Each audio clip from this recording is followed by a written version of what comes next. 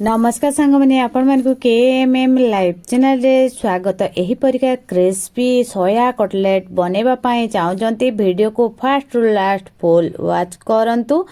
बहुत ही कम समय रे बने जीवो। घरे थिबा किछि सामग्री को नेकी आमे सोया कटलेट बनेबा। सोया कटलेट बनेबा पाई प्रथमे आमे सोया बड़ी नबा 100 ग्राम। आपण माने आपण को हिसाब रे कम बेसी करिकि नै पारिबे। मो बड़ साइज सोयाबीन को व्यवहार करछि। आपण माने छोटो साइज सोयाबीन को मध्य नै पारिबे। एबे आमे गोटे कुकर नबा सेथिरे गोटे ग्लास फुल पानी ऐड कर दबा। आमे जेहेतु 100 ग्राम सोयाबीन को नैचे से हिसाब रे 100 ग्राम आलू को मध्य ऐड करिबा। सोयाबीन जेतको परिमाण नेबे आलू को मध्य सेतको परिमाण नेबे। सेम क्वांटिटी रो नेबे तेबे हेले हमर कटलेट टा बहुत सुंदर बनिबो। सोयाबीन को आमे 2 रु 3 थो धुईकी तापरे सिझिबा पाए दबा। सेथिरे आलू रो चुपा को काढिकी ताको मध्य धुईकी ऐड करिबा। सेथिरे एबे चिकन मसला हाफ चामच ऐड करिबा। जीरा पाउडर हाफ चामच ऐड करिबा। अदा रसुण छेचा हाफ चामच ऐड करिबा। एबे कुकर रे 2टा सीटी आसीबा जाय याको एबे हमें गैस रे चढ़े दबा। गैस रे दबा परे 2टा सीटी परे तार गरम बाष्पटा जिबा परे जायकी कुकर रु सोयाबीन एवं आलू को बाहर करिवे। जस्ट खाली अल्प टिके टिके पानी थिला देखंतु खुली दबा परे से पानी मध्य सोयाबीन तक पानी नेई नेले पूरा सुखिला हे गला। एबे आमे भलो की मिक्स करि नबा। एथिरे एबे Kashmir red chilli powder half चामच ऐड करिबा। स्वाद अनुसार लूण ऐड करिबा। ढेर सारा धनिया पत्र ऐड करिबा। धनिया पत्र ऑप्शनल अछि स्किप करिबेनी। ग्रीन चिली हाफ चामच ऐड कर दबा। आपण माने जदि पिला मान को पाई बनेबे लंका कम व्यवहार करिवे। प्याज मीडियम साइज गोटे ताको छोटे छोटे काटिकी ताको मध्य ऐड कर दबा एवं एको एबे आमे हाथ रे चकुटिकी भलो की मिक्स कर दबा। एथिरे एबे आमे हळदी पाउडर हाफ चामच ऐड कर दबा एवं भलो की मिक्स कर दबा। हमर मिश्रण रेडी हे गला। एबे आमे कटलेट पाई हाथ रे अल्प टिके टिके नेकी पूरा कटलेट टाइप रो बने नबा।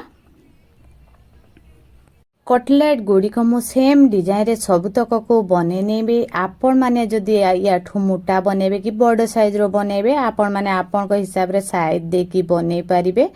मु गोटे डिजाइन रो बनेबी आ टिके पतला पतला बनेबी तेबे हेले खाइबा पई भी बहुत सुंदर लागिबो। एबे हम नेक्स्ट प्रोसेस को जीबा।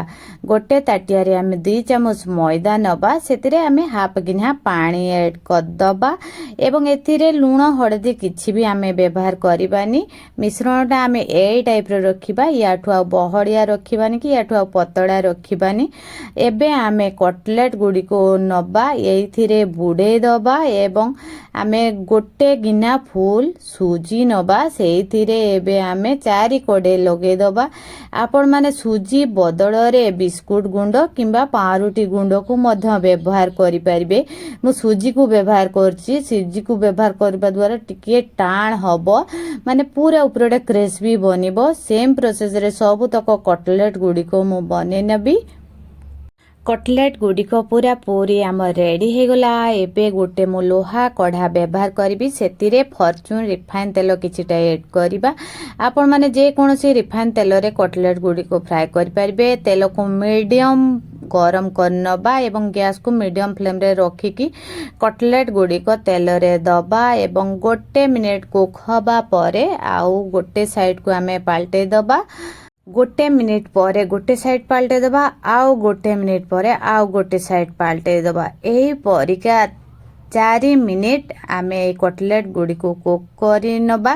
गैस को हाई फ्लेम रे कुक करिबेनी अधिक क्रिस्पी लागिबोनी। गैस को मीडियम फ्लेम रे कुक करले बहुत सुंदर उपरटा क्रिस्पी बनिबो एवं खाइबा पाए मध्य बहुत टेस्टी लागिबो।